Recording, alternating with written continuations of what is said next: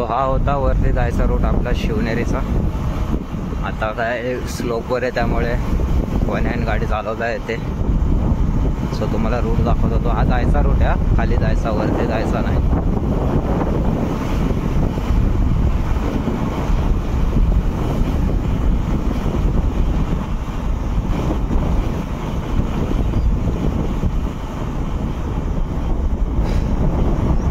So हा बघा, हा होता प्रवेशद्वार आपला शिवनेरीचा.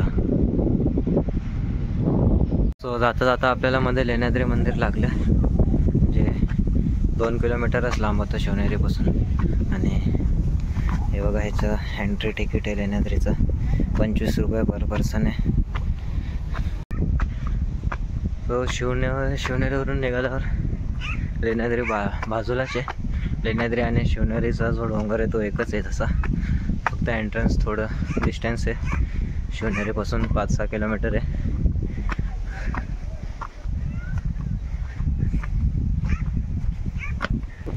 इथल्या ज्या शिड्या आहेत ना, असं एकदम जाग्यावर आहेत आणि उंच पण आहेत. सो इथं चढायला थोडंच आहे लेण्याद्रीला, पण एकदम असं जाग्यावर शिड्या आहेत. सो खूप दम लागतो. बरेच लोक असे बसून राहिलेत, हळूहळू हळूहळू चढतात. थोडंच आहे चढायला.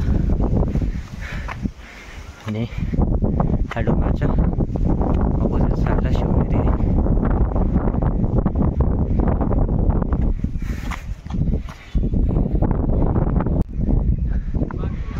सो हा व्ह्यू एकदा चेक करा लेण्याद्रीवरून.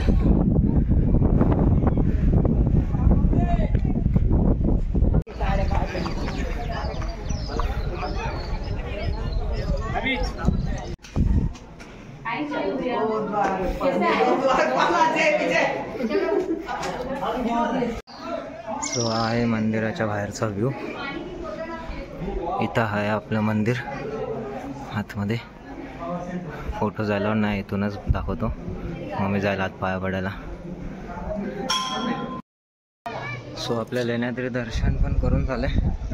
थोडं 5 मिनटं इथं रेस्ट करतो आणि मग निघतो घरी, कारण पावसाचा काय भरोसा नाही, कधी पण चालू होईल. तर जरा 5 मिनटं रेस्ट करून निघतो घरी.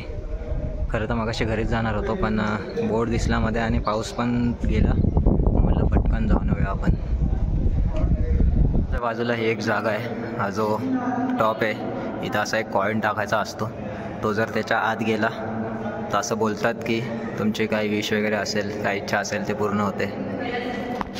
सो माझ्याकडे कॉईन तर आहे, पण कॉईन टाकायला आणि शूट करायला ॲट अ टाईम थोडं मुश्किल आहे.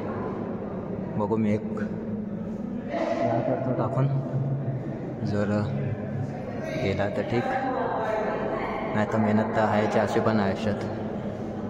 सो हा कॉईन एकदा टाकून बघतो. नाही गेला, खाली पडला.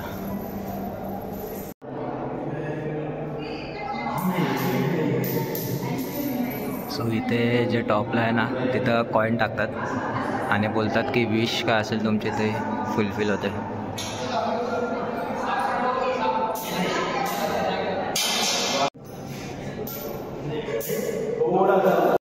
सो आजचा व्लॉग आता इथंच एंड करूया.